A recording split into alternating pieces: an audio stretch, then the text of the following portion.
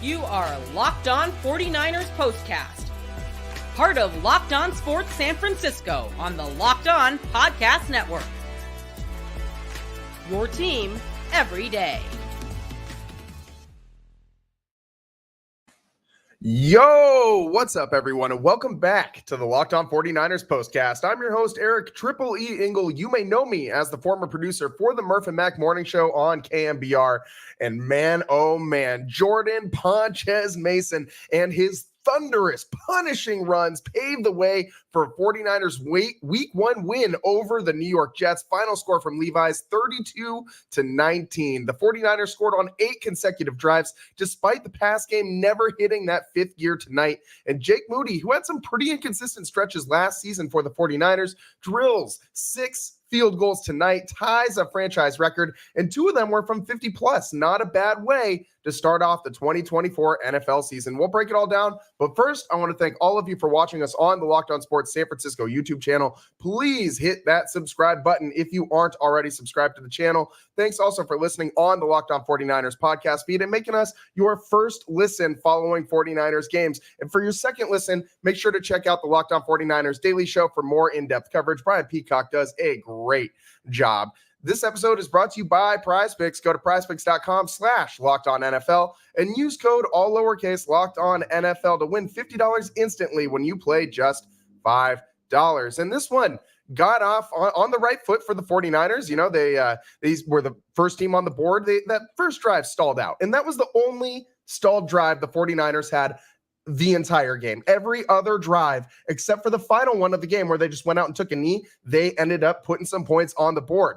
That first scoring drive for the Niners came after Fred Warner forced a fumble on I think it was like the first play from scrimmage for the Jets. That Breece Hall took a handoff to the outside, and Fred Warner came in and punched that thing right on out with that peanut punch. All pro Fred picking up right where he left off, man. Fred Warner was flying around that defense today, sideline to sideline, making tackles, getting in the passing lanes and disrupting things too.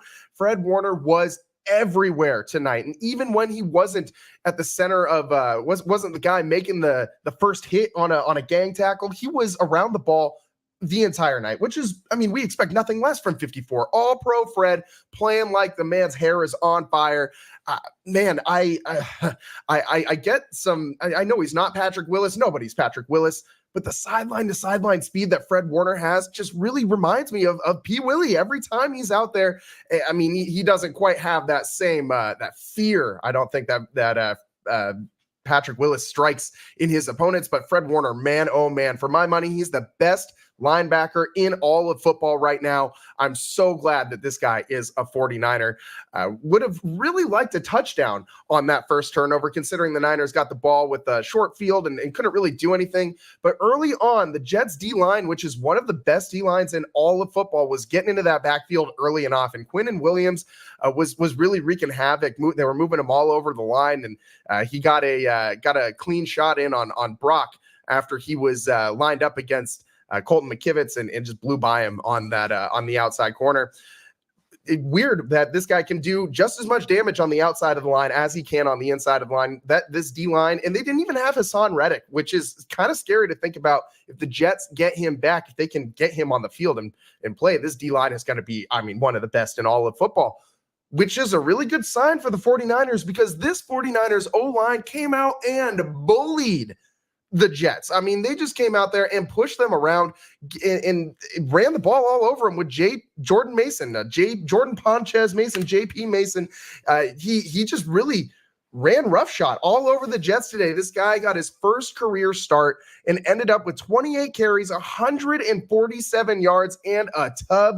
And you probably heard Joe Buck saying it on the broadcast, but this is the most carries, the 28 carries that he has had in his pro career or in his college career too. Never had that many carries at Georgia Tech. So Jordan Mason really putting the team on his back today. And I mean, it seemed like this guy couldn't go backwards. Every time that he touched the ball, he was breaking at least one tackle and falling forward for a positive gain every single time, trying to keep this offense on schedule and doing a great job. The 49ers really leaning on Jake Moody's leg today as he drills 6 different field goals. 2 of them were from 50 plus. After the 49ers got on the board first with that 3-0 lead after a Jake Moody field goal after that Fred Warner peanut punch to force the fumble, the Jets come back with a long touchdown drive. And that the 49ers did not look super great on that drive. The D-line was having a really hard time getting pressure on Aaron Rodgers. I credit that Jets offensive line, which has some dudes on it, for really keeping Aaron Rodgers in a clean pocket early on in this game and giving Breece Hall a little bit of room to run, not a ton, but just enough as he ended up in the end zone on that first drive. But overall, for on a day where, Breece Hall is expected to be, a lot of people are saying RB1, at least in fantasy terms this year. I mean, he only had 16 carries for 54 yards. Yes, he did get into the end zone, but overall, really good job by the 49ers defense bottling this really dangerous runner up in the backfield and not letting him really have too many explosives. You always hear Greg Poppin talking about the explosive plays of that the 49ers get on this offense time and time again. Well, they were really limiting the Jets on their explosives tonight, but they did score on that first drive, marched right down the field. Aaron Rodgers converted 3 different third downs on that drive. And I mean, the Jets had not converted more than 2 third downs on a single drive all of last season. It was a bunch of third and medium to longs, and he just had clean pockets every single time. As I said, though, the run D looked pretty good, paid off in a Jets touchdown. And after that, it was all 49ers. They got the ball back and had a short drive that stalled out, but Moody hit a 50-plus yard field goal. Looked great, much more consistent than last year. And he actually banked in a field goal in this one too. So, I mean, had a little luck on his side to tie that 49ers franchise record. I did not have luck on my side tonight as I went against Jake Moody in fantasy and lost, because this guy had a massive night, not only in fantasy, obviously, but for the 49ers. I mean, 6 field goals is nothing to sneeze at, especially when this kid had such an issue last year with hitting some of these chip shot field goals. He was missing ones from like 40 to 50 yards, 30 to 40 yards, more than you should for a guy that they went out and drafted. I mean, you draft in a kicker, you're expecting this guy to hit these field goals. It looks like that draft pick is finally paying off. I mean, he didn't have a terrible season last year. I don't hate Jake Moody. I think he's going to be just fine. And I always kind of thought that too. He's got that big leg. But last year, it was a little bit of an adventure with him. This year gets off on the perfect foot for Jake Moody. You see what I did there? The perfect foot for the 49ers kicker. Yeah, okay, I'll stop with the dad jokes now. But I really am encouraged by this, because this was something that was a big issue for the 49ers in certain spots last season. And to have a guy that you can rely on to consistently drill kicks from 40, 50 plus is big. I mean, there's a lot of kickers in the NFL that can do this, but the 49ers need to be in that group of teams that has one of these guys if you want to win a Super Bowl. I mean, we don't need to go back and rehash what happened against the Chiefs last February, but I need Jake Moody to be ready when the time arises. You know what I mean? And days like this are going to be a great mental boost for a guy like that, who I'm sure was down on himself at various points in time last season. In the second quarter, the 49ers finally started getting that pass rush home on Aaron Rodgers, sacked him on a third down, and Jordan Mason really started to get into the groove in that quarter too. There was a drive where they opened with 6 consecutive rushes, and it was Mason on almost every single play, just marching the 49ers down the field until Brock Purdy on a 2nd and 19 hits a big first down pass to Juwan Jennings to put the 49ers in the red zone. And there were a ton of penalties on this drive. This was a huge drive for the 49ers, because if this drive had stalled out, I mean, they were trailing 7-6. So if they got a field goal instead of a touchdown on this drive, this would have completely changed the trajectory of this game. But instead, the 49ers go out there, march down the field. And even though they had a Jordan Mason touchdown that was called back for a holding penalty against Debo. You had a Debo on a screen, and Juice was called for an offensive PI. They later picked up that penalty, but it just seemed like very clunky there at the end. And the Niners, thankfully, didn't get out of their rhythm. They were able to push through that and get that ball into the end zone. Debo rushing touchdown to cap it off, and Mason brought them down all the way to within the 3-yard line. I kind of felt bad for the guy because at that point he hadn't gotten into the end zone, and he was clearly in that bell cow role for the 49ers all day long. That Debo touchdown, however, makes it a 13-7 49ers lead. And then later on in that second quarter, man, I got to talk about it because this just drives me insane, grinds my gears every time I see Nick Bosa just get mauled on the outside and there is no flag in sight. And this one was especially bad. Nick Bosa got put like in a full-on headlock on third down, but it was not called. They called a different penalty on the play. They called an illegal formation on the Jets anyway, so it ended up not really mattering. But, I mean, Nick Bosa got, like, there was a hand around his throat, and there's no flag. I don't know what type of blocking that is, but to my knowledge, you're not allowed to grab somebody in the throat and move them as an offensive lineman. I'm pretty sure that's a penalty of some sort. Holding, unnecessary roughness, whatever you want to call it, should have been a flag. And Nick Bosa has probably the worst flag in all of football. I get it if you're gonna just watch him and as a ref, and you're just gonna be throwing flags the entire game with a guy like that. But I mean, what are you going to do? Just not call this? It was absolutely wild to me that Nick Bosa had a literal hand around his throat and it was not called. But that's just the life of Nick Bosa. When you're that good, you got to be even better because you're never going to get any calls going your way. Then that final drive of the second quarter, the 49ers take a ton of time off the clock. Kyle Shanahan, very, very, very borderline lackadaisical with the clock management there. And we've seen Kyle and his clock management before. But I will say I did want the 49ers to play for the touchdown here. And instead, it kind of seemed like they went for the layup with the field goal. It did give them a 16-7 halftime lead. So it's a 2-score lead at that point. And I get it. That's essential. You need to at least get points on that drive, like bare minimum. But I would have liked to see the 49ers have more than 2 shots at the end zone. You had a lot of time left earlier on in that drive. I think that they could have gone down and given themselves a touchdown and put themselves in an even better situation going into half. But honestly, it really did not matter because out of halftime, the 49ers had, a drive for the ages, a 7-minute and 18-second drive out of the half. They marched down to score a touchdown. Jordan Mason, again, with the powerful, thundering runs all drive long and into the end zone. An 11-play, 70-yard drive that went 7 minutes and 18 seconds right out of the half and gave the 49ers back-to-back scores without the Jets ever touching the ball, puts the 49ers up. They were leading 13-7 the last time the Jets had the ball. Instead, they're leading 23-7 the next time they give it back to the Jets. So that's a huge pivot point in this game. That was 5 straight scoring drives for the 49ers at that point. And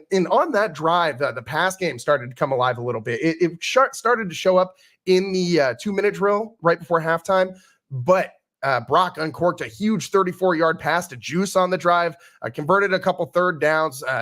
Big drive for Brock on this one. Although Brock didn't have, statistically wise, like the best day as a quarterback. He went 19 for 29 with 231 yards and no touchdowns, no picks. So Brock was, should we say game manager efficient? That's generally speaking, a term people don't like when you throw that around with quarterbacks, but Brock sometimes just needs to be a game manager. In this situation, in this game, the Niners were up by so much that they didn't need him to go out. What you want him when they're up 23-7 to go out there and start throwing the ball all over the yard? Like, no, Jordan Mason was doing everything that the 49ers needed from an offensive standpoint on the ground and looked so good that you didn't want to go away from him and change up this game plan at all. You wanted to keep feeding the beast and let Jordan Mason go to work.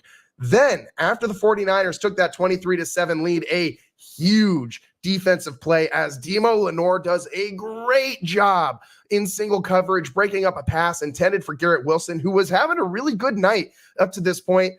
Demo Lenore gets in there, jumps around the big body of Garrett Wilson and gets a hand into the mix, tips the ball up in the air, and wouldn't you know it, Demetrius Flanagan fouls, comes down with the pick, just right place, right time. You know what T-Rock says? Tim Ryan, the color broadcaster for the San Francisco 49ers on their radio network. You know what he says? Tips and overthrows, got to get those in this situation. The 49ers, Demetrius Flanagan fouls, got that tip and snared it. I mean, it was a great play by the 49ers. Awesome defensive possession. And did you see Aaron Rodgers' face when he threw that pick, man? All bug-eyed. His eyes looked like they were going to pop out of his head.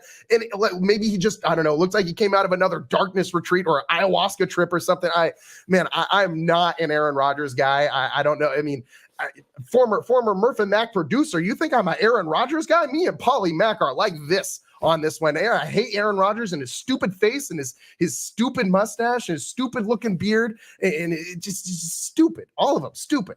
I worked Stanford games. I don't like the fact that he was a Cal Bear either. I don't like anything about Aaron Rodgers. I don't like the fact that he's, kind of had some backhanded remarks about the 49ers ever since they didn't draft him and he went over to Green Bay. And yeah, I know it would have been nice to maybe have a quarterback of that caliber around the 49ers for some of those seasons. But blank him, you know what I mean? Blank that guy and his big old bug eyes. And so, Aaron Rodgers hold that pick. And 49ers come right back out, kick another field goal because that's all they were doing tonight. 6 consecutive scoring drives for the 49ers. And it was a 26-7 lead at that point. And on this drive, Brock Purdy did some really nice things.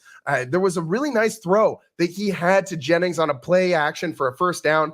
I used his eyes and shoulders to fake the zone defender and make him go left and find the crossing Jennings to the defender's right. It was a great heady veteran quarterback play by Brock Purdy. And that's really all you need from this guy at this point in time in this game is just keep on schedule, make those first down throws when you need them, and turn around and hand the rock to JP Mason and let him, to steal a phrase from Marshawn Lynch, keep pounding that potato right up the middle. And that's exactly what this guy did. Then in the fourth quarter, the 49ers defense, this was all just, formalities at this point. It seemed like the Niners were just cruising to a win. They hold the Jets on 3rd and 1 and 4th and 1 to force a turnover on downs. And then Jake Moody, just for fun, hits another field goal on a drive that stalled at the Jets' 5-yard line. 4th and 1. And it was again, a very, very, very solid performance from this 49ers defense. Moody tacked on another field goal before the end of the game to give the Niners that 32-13 lead. And then the Jets scored a garbage time touchdown to Allen Lazard to bring us to our final score of 32-19. And the 49ers, as I said, scored every single time they touched the ball, except for that opening possession, which went 3 and out and ended in a punt. In that very final possession of the game where they brought in Brandon Allen to take a knee. That's exactly how I want every single 49ers game to be ending, is with number 17 going out there and taking a knee. I want this thing to be so in hand every single week that we don't even need Brock out there on the final possession. That's where I'm at with this 49ers team. And what a win, man. Things could have gone better. Don't get me wrong. Like the pass game didn't look super well oiled. There was a lot of 49ers penalties tonight. The 49ers with a ton of penalty yards, but no turnovers, 401 total yards. You hold the Jets to 220 or 266 total yards, and you force 2 turnovers, and you get 24 first downs, and you hold the Jets to just 14. Time of possession, 49ers dominated 38 minutes and 40 seconds to the Jets 21 minutes and 20 seconds. You can win a lot of football games like that if the time of possession numbers are looking that way at the end of games. We got to take a quick break here on the Locked On 49ers postcast. I don't want to take a break, man. I'm having fun. This was a great 49ers win, a very fun start to the 2024 season, but we got to take a break real quick right here. On the other side, more from this game. I want to go into this defense a little bit. We spent a lot of time talking about this offense and how much the run game was a factor. And I also want to take a brief look at the offensive line, because big boys up front, they were doing their jobs. That pile was pushing forward every single time JP Mason was touching the ball. So let's take a quick break here, get into more of those things on the other side. This is the Locked On 49ers postcast. I'm your host, Eric Tripoli Engel. We'll be right back.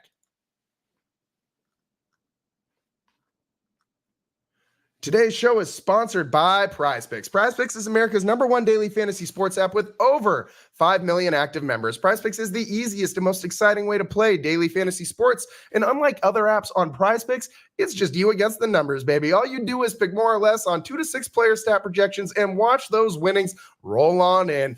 Just like JP Mason rolling down the field against the Jets. You can now win up to 100 times your money on PrizePicks with as little as 4 correct picks. PrizePicks is the best way to get action on sports in most states, including California, Texas, and Georgia. You know how hard it is to get these sports actions in California, but PrizePicks is the way to go, man. And PrizePicks puts their members first. So all withdrawals are always fast, safe, and secure. When my picks hit, I can get my money in as quick as 15 minutes. And you know I had to get in on the first week of NFL action. Of course, I had to get in on some 49ers PrizePicks tonight. Are you kidding me? And tonight, it started off great, man. I had Deebo Samuel for more than half a touchdown, and that happened real quick early on. And I also had George Kittle for more than half a touchdown. I thought it was going to be a big night for Kittle, man. He wasn't really a big part of this offense today, at least receiving the ball, but blocking, of course. George Kittle played a big factor in this. So unfortunately for me, didn't get, both of those correct tonight, but best believe we'll be back at it next week. Download the PrizePicks app today and use code LOCKEDONNFL and get $50 instantly when you play $5. That's code LOCKEDONNFL on PrizePicks to get $50 instantly when you play just $5. You don't even need to win to receive the $50 bonus. It's guaranteed. PrizePicks, run your game.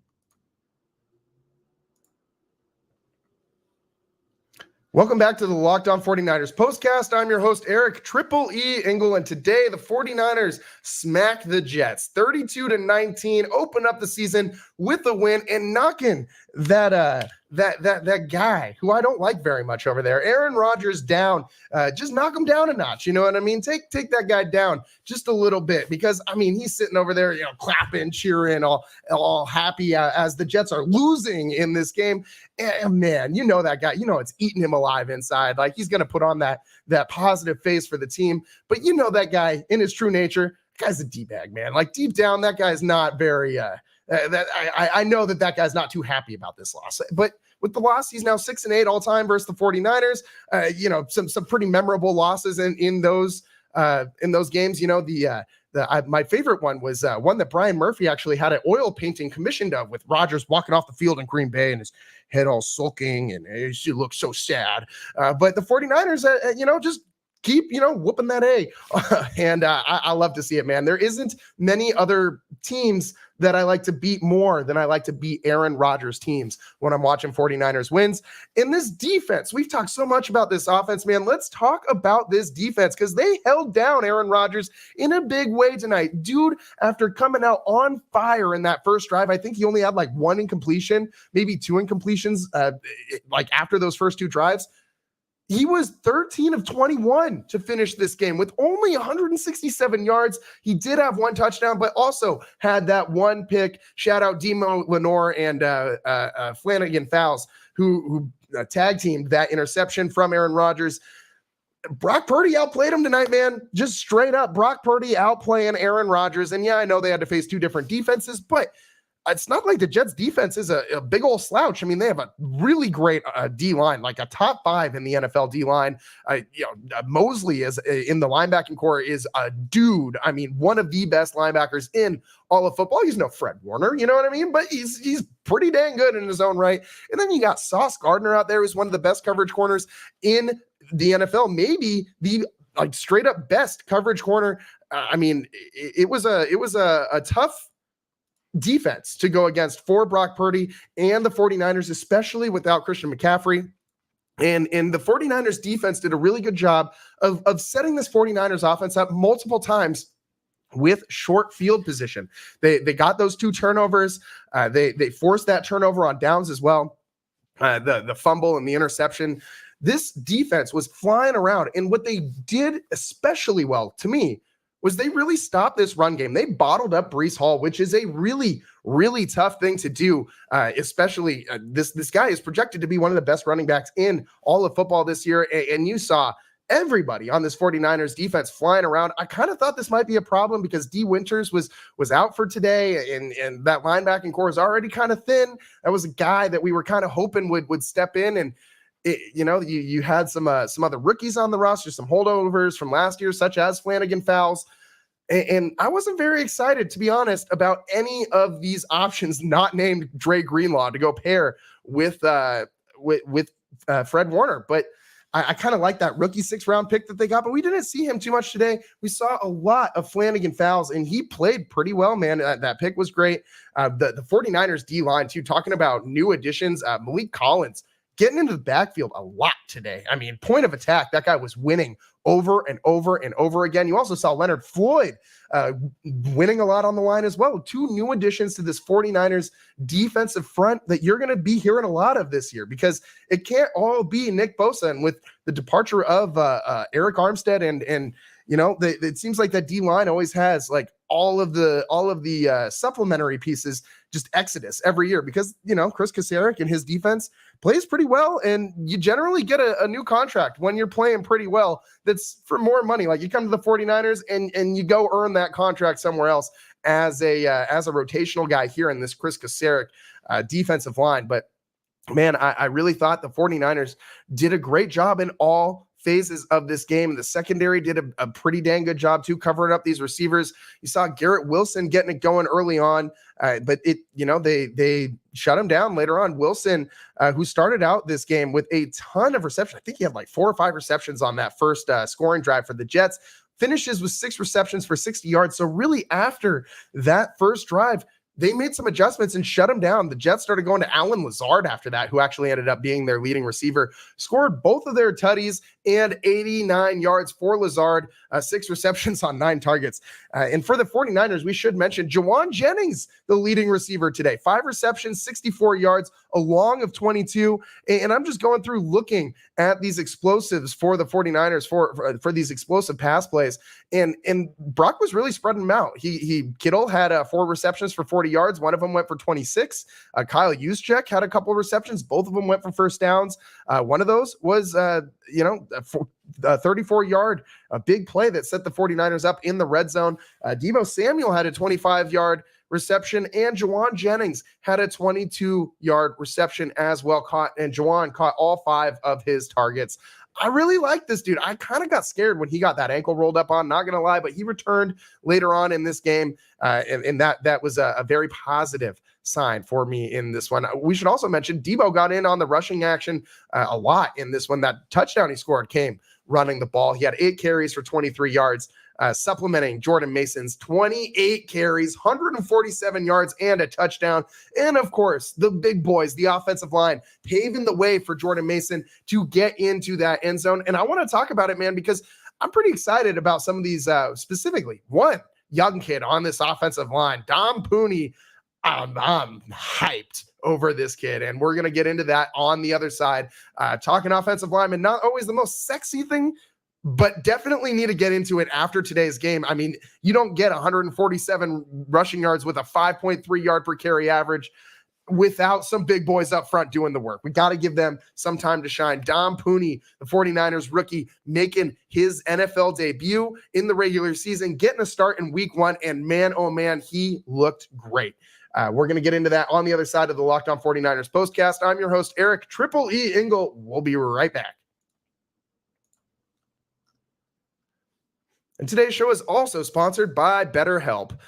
What are your self-care non-negotiables? Maybe you never skip leg day. We know JP Mason doesn't. Or therapy day. When your schedule is jam-packed with kids' activities, big work projects, and more, it's easy to let your priorities slip. Even when we know what makes us happy, it's hard to make time for it. If you've benefited from therapy in the past, you are not alone. Therapy is vital for everyone, not just those who've experienced major trauma. It's helpful for learning positive coping skills and how to set boundaries, and it empowers you to be the best version of yourself. If you're thinking of starting therapy, give BetterHelp a try. It's entirely online, designed to be convenient, flexible, and suited to your schedule. Just fill out a brief questionnaire to get matched with a licensed therapist and switch therapists at any time for no additional charge. Never skip therapy day with BetterHelp. Visit BetterHelp.com/lockedon today to get 10% off your first month. That's BetterHelp, HELP.com/lockedon.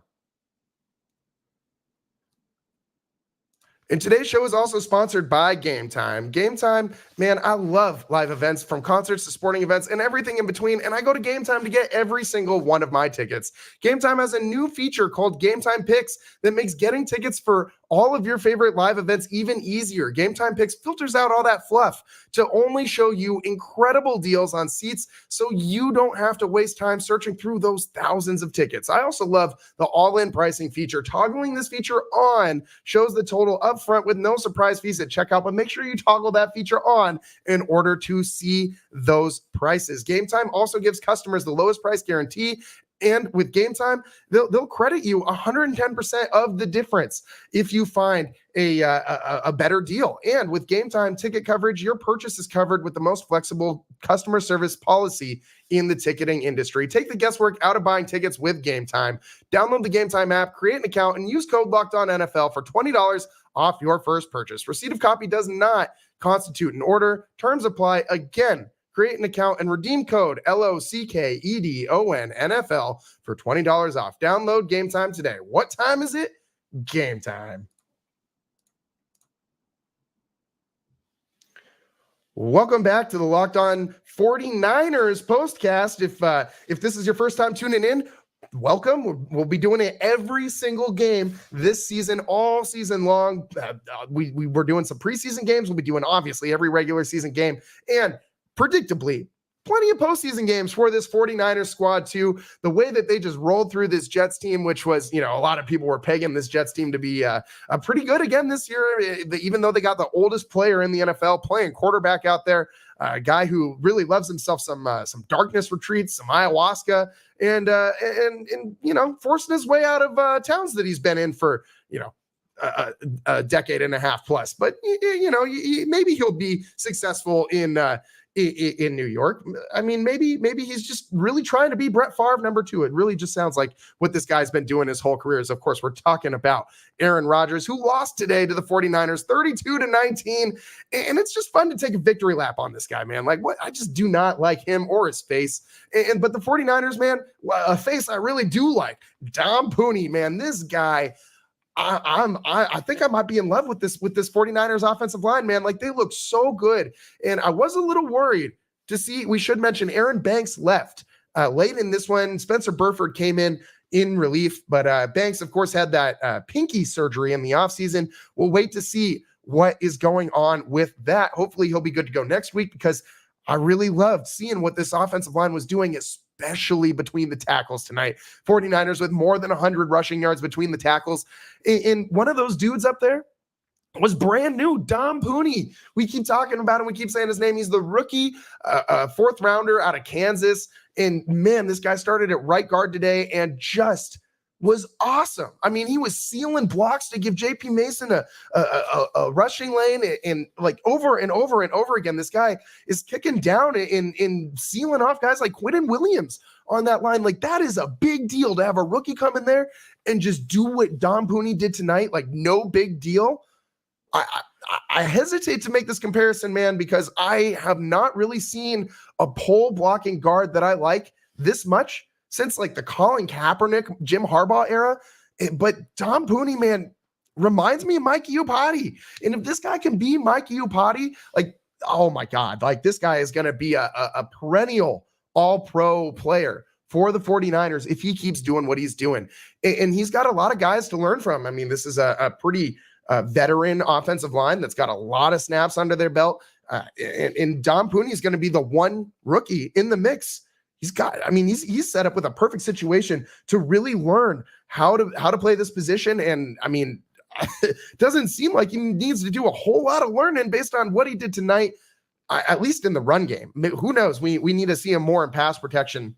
But Pooney, man, this dude is just NFL ready as soon as he comes out of Kansas Jayhawk football, which blows my mind because I don't know a damn thing about the Kansas football team, nor should really any reasonable person, because I mean, Kansas football like really just doesn't move the needle that much nationally. But man, oh man, are the 49ers so good at finding, like, for as bad as they've been early in the draft and missing on a lot of first rounders, they seem to really hit on those mid-round guys, like those fourth rounders, as long as they're not running backs. Like, they seem to really find a lot of diamonds in the rough there.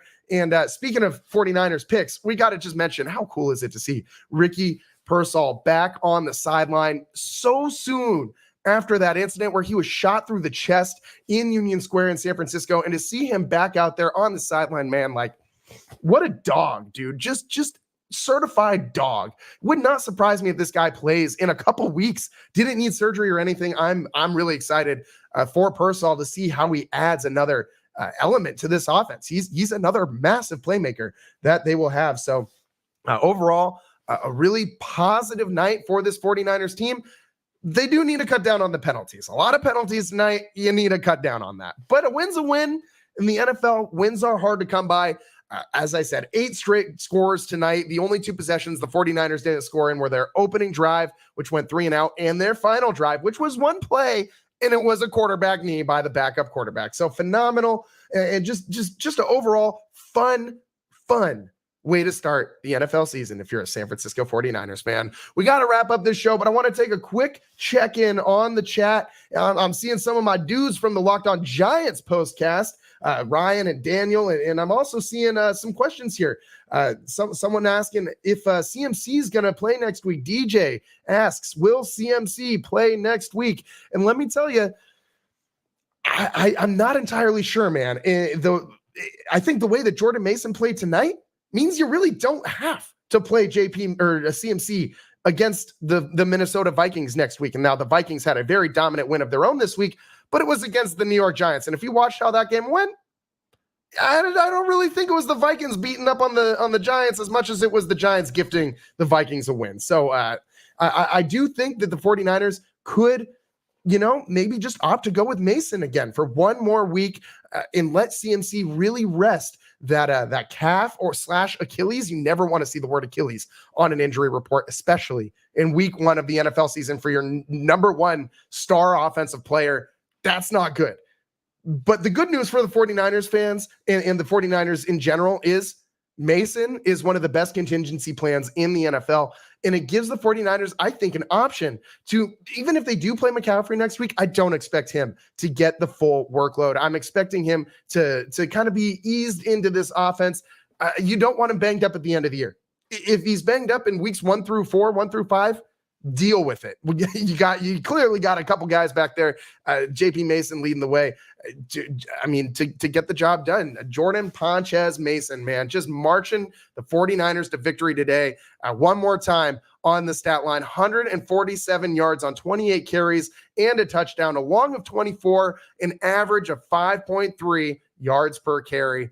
What a great win, man. What a great win. And we'll be back next week. We're wrapping up the 49ers and Vikings as they travel out to Minnesota and take on Skull. So we'll see how that goes. I'm expecting another 49ers win. And we should mention the 49ers covered big time today. If you got in on that 4.5, I was looking at that saying no chance in hell that this Jets team keeps it within 5 against this 49ers team. Like zero chance. So 49ers win, Aaron Rodgers loses. What more do you want on a Monday night of the NFL Week 1 opener? Man, great game for Jordan Mason and the 49ers. That's all the time that we got for you guys today here on the Locked On 49ers postcast.